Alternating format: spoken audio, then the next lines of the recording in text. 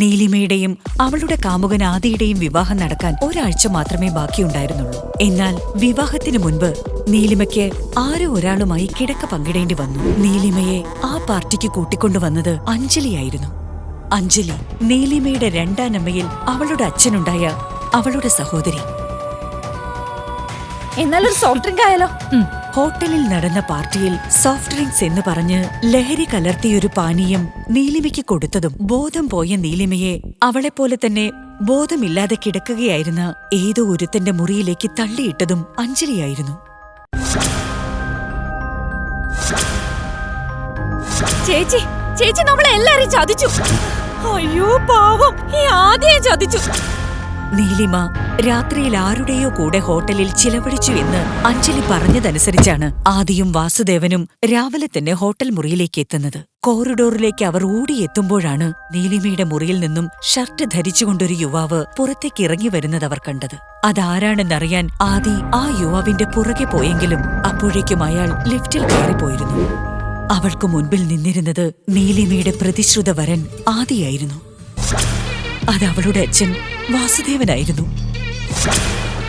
അതിലും അവളെ വേദനിപ്പിച്ചത് അച്ഛന്റെ അടുത്ത് നിന്ന് ഇതെല്ലാം ആസ്വദിച്ചിരുന്ന അഞ്ജലിയെ കണ്ടപ്പോഴായിരുന്നു. വലിയൊരു പണക്കാരനെയാണ് നീലിമ കല്യാണം കഴിക്കാൻ പോകുന്നത് എന്നറിഞ്ഞപ്പോൾ മുതൽ ശ്വാസം മുട്ടിയാണ് അഞ്ജലിയും അവളുടെ അമ്മ സത്യഭാമയും അഞ്ജലിയുടെ വീട്ടിൽ കഴിഞ്ഞിരുന്നത്. ആദിയുടെയും നീലിമയുടെയും വിവാഹം നടത്തരുതെന്ന് അവർ അന്ന് തന്നെ ഉറപ്പിച്ചിരുന്നു. അതിനായി അമ്മയും മകളും ചേർന്നുണ്ടാക്കിയ പ്ലാനാണ് അവർ കരുതിയതിനേക്കാളും വലിയ രീതിയിൽ ഇപ്പോൾ സക്സസ് ആയിരിക്കുന്നത്. സന്തോഷത്തോടെ പോവുകയായിരുന്ന എന്റെ ആദിയുടെയും ജീവിതം തകർക്കാൻ എന്റെ സഹോദരി തന്നെ വരുമെന്ന് സ്വപ്നത്തിൽ പോലും ഞാൻ കരുതിയില്ല. പിന്നീട് നടന്നതെല്ലാം അഞ്ജലിയും സത്യഭാമയും പ്ലാൻ ചെയ്തതുപോലെ തന്നെയായിരുന്നു. താൻ ജീവന് തുല്യം സ്നേഹിച്ചിരുന്ന നീലിമ തന്നെ ചതിച്ചത് ഉൾക്കൊള്ളാൻ സാധിക്കാതിരുന്ന ആദിയെ ആശ്വസിപ്പിക്കാൻ എന്ന മട്ടിൽ അഞ്ജലി ഒപ്പം കൂടി. ആദിയെ സ്വന്തമാക്കുക എന്നതായിരുന്നു അവളുടെ ലക്ഷ്യം. ഈ ഒരുമ്പെട്ടവള് കാരണം എന്റെ കുടുംബത്തിന്റെ മാനം തന്നെ അങ്ങ് പോയി. ഇനി ഒരു നിമിഷം ഇവിടെ നിൽക്കരുത്. എടുക്കാനുള്ളൊക്കെ എടുത്തോ. അപ്പോഴേക്ക് അച്ഛനൊരു പ്രധാന തീരുമാനം എടുത്തു കഴിഞ്ഞിരുന്നു. വീട്ടിൽ നിന്നും പടിയടച്ച് പിണ്ടം വെച്ചതുപോലെ എന്നെ ലണ്ടനിലേക്ക് പറഞ്ഞുവിടാൻ എല്ലാവരും കൂടി ചേർന്ന് തീരുമാനിച്ചു. മറ്റു മാർഗങ്ങൾ ഇല്ലാത്തതുകൊണ്ട് എനിക്കത് അനുസരിക്കേണ്ടി വന്നു.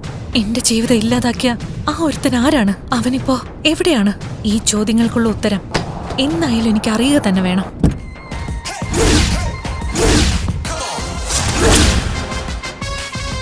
നീലിമ കാത്തിരുന്ന ആ ഒരാൾ അവനായിരുന്നു സിദ്ധാർത്ഥ്.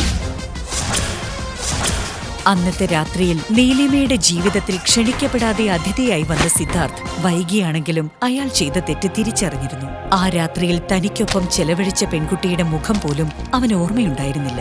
ലഹരിക്ക് അടിമപ്പെട്ട് തിരുത്താനാകാത്തൊരു തെറ്റ് ചെയ്തിട്ട് 5 വർഷങ്ങൾ കഴിഞ്ഞിരിക്കുന്നു.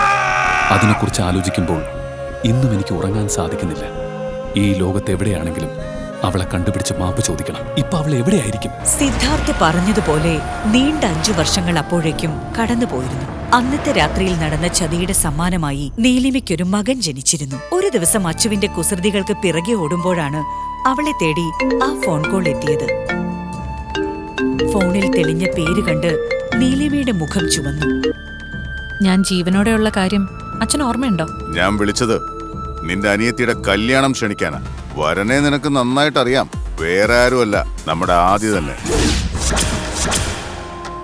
ഞങ്ങൾക്കാർക്കും വേണ്ടിയല്ല, നിന്റെ മുത്തശ്ശിക്ക് വേണ്ടി നീ വരണം. പറ്റില്ല എന്നാണെങ്കിൽ ശരി, അത് നിന്റെ ഇഷ്ടം.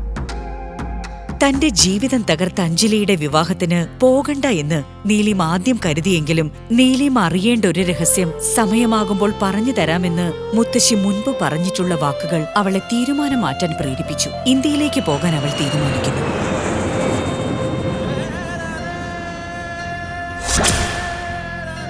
അവന്മാരെ കൊണ്ട് ചെയ്യാൻ പറ്റുന്നതൊക്കെ ചെയ്യാൻ പറ.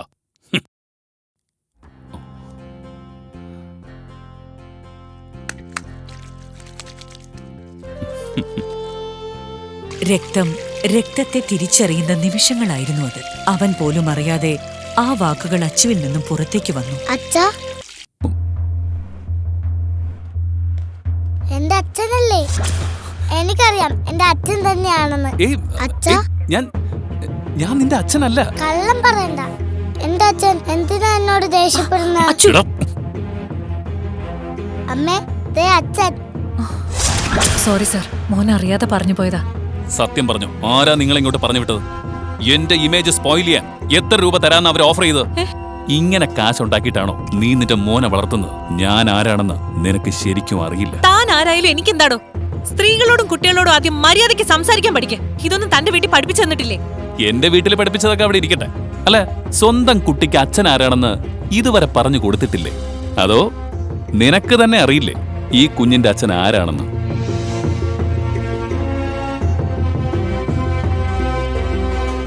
ശരിയാ മിസ്റ്റർ, എനിക്കെന്റെ മകന്റെ അച്ഛൻ ആരാണെന്ന് അറിയില്ല.